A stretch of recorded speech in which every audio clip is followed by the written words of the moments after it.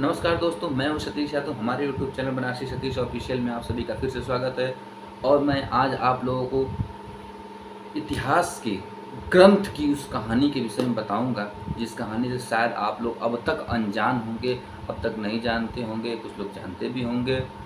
तो लेकिन आज मैंने अपने धर्म ग्रंथ के इतिहास के उस पन्ने पर प्रकाश डाला है, जो पन्ना एक बहुत ही अद्भुत गाथा है, जिसका पन्ना एक बहुत ही अद्भुत गाथा से भरा पड़ा है। और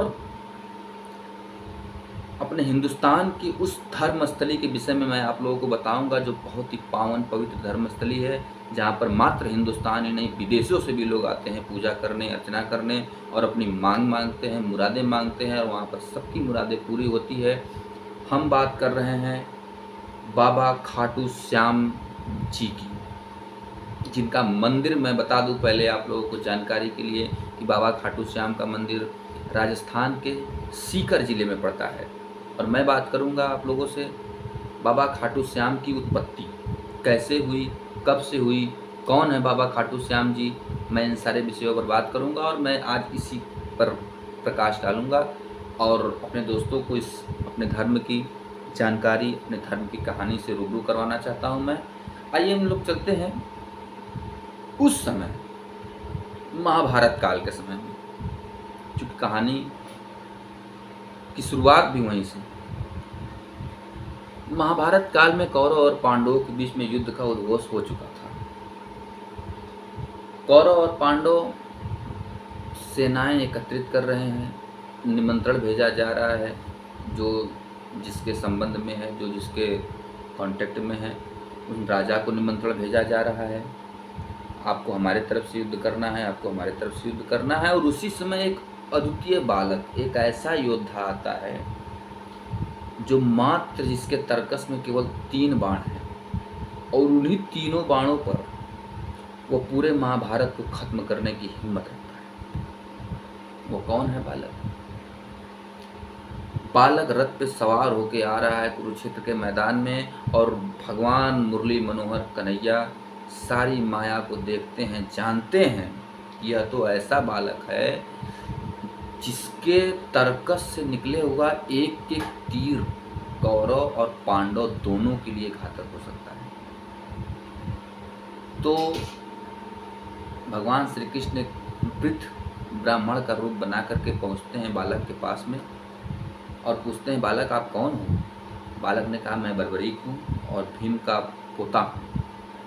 बर्बरीक हो, क्या करने आए हो यहाँ? बोला, युद्ध करने आया हूँ। युद्ध करने? और तर्कस में केवल 3 बाण चले हो युद्ध करने के लिए?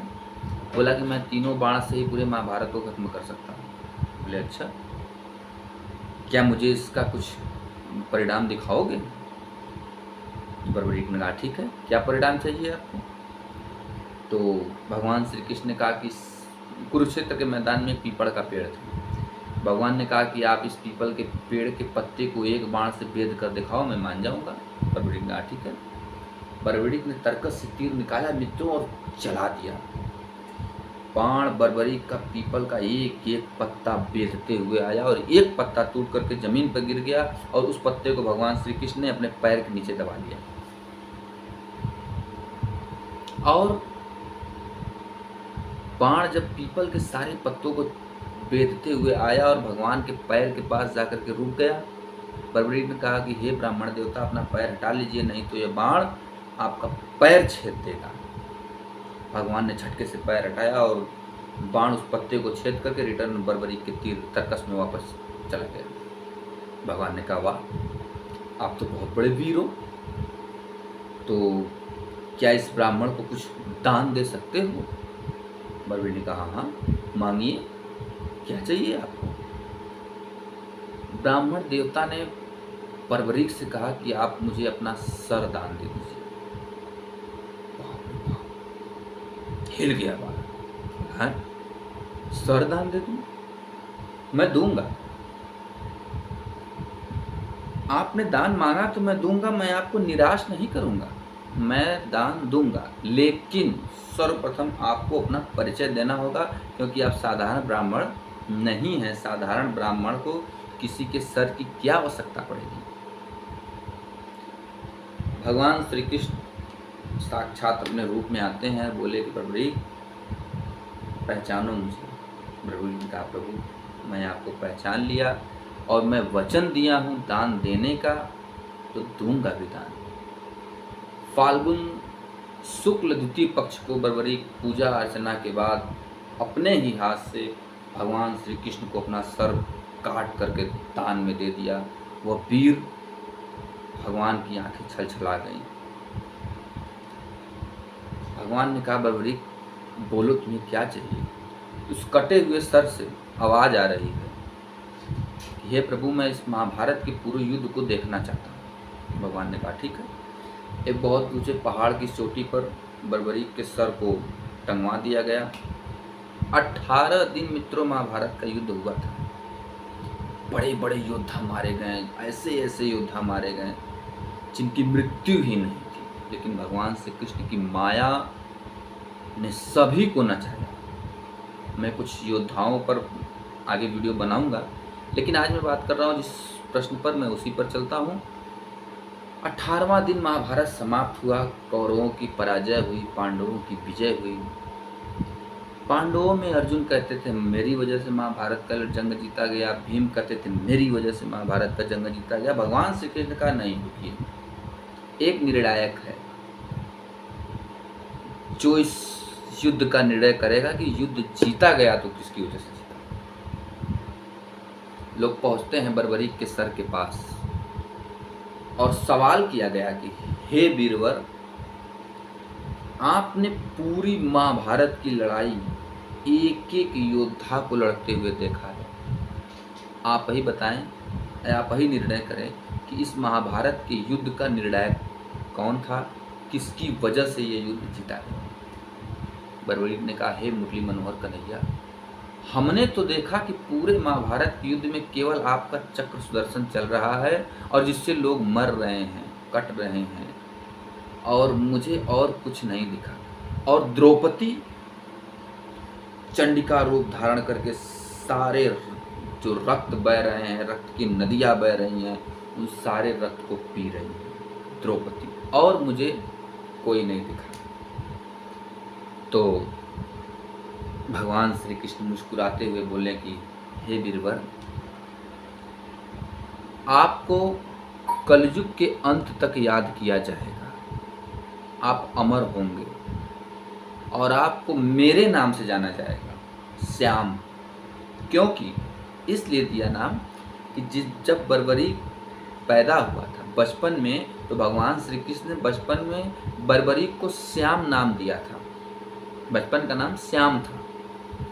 इसलिए भगवान श्री कृष्ण ने कहा कि जो नाम हमने आपको बचपन में श्याम नाम दिया है, उसी नाम से आपको कलयुग के अंतिम चरण तक याद किया जाएगा, श्याम बाबा के नाम से। और वही श्याम बाबा बर्बरीक राजस्थान के सीकर जिले में खाटू कुंड से प्रकट हुए। कलयुग में खाटू कुंड से प्रकट हुए।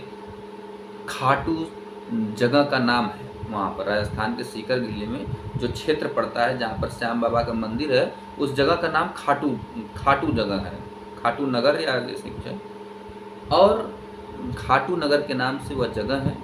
खाटू श्याम बाबा का मंदिर वहाँ पर बना, बहुत ही दिव्य मंदिर बना, और आज भी लोगों में बड़ी आस्था होती है।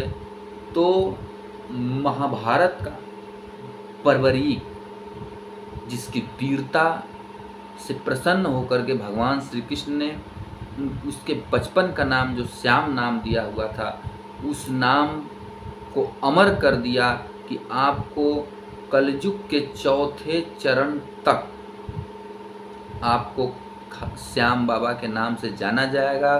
जो राजस्थान के, मैं फिर से बता रहा हूँ कि राजस्थान के सीकर जिले में खाटू नगर में खाटू श्याम बाबा का मंदिर है, जो खाटू श्याम बाबा के नाम से जाना जाता है, और बहुत ही पावन पवित्र स्थल है। और एक ऐसा मानना है कि आज भी हनुमान जी वहाँ पर राम नाम का जाप करते हैं, दिन प्रतिदिन रोजाना। साक्षात हनुमान जी राम नाम का जाप करते, लेकिन कोई देख नहीं पाता। ऐसा पावन पवित्र धाम, पावन पवित्र स्थल है वह खाटू श्याम बाबा का, और जहाँ पर मेला लगता है और बहुत ही विशाल मंदिर है और बहुत ही धार्मिक स्थल है। देश विदेश से भी लोग आते हैं दर्शन पूजन के लिए, मैं भी चलूँगा कभी। तो दोस्तों, आज मैं आप लोगों को खाटू श्याम बाबा की कहानी के विषय में बताया।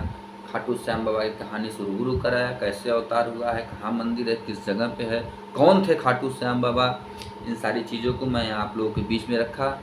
और मैं अब आप लोगों से विदा लूँगा, मिलूँगा अगले वीडियो में। और वीडियो हमारी यदि पसंद आए तो लाइक, कमेंट, सब्सक्राइब ज़रूर करें, और जितना ज़्यादा से ज़्यादा हो सके चैनल को हमारे सब्सक्राइब करें। तब तक के लिए नमस्कार, जय श्री कृष्ण।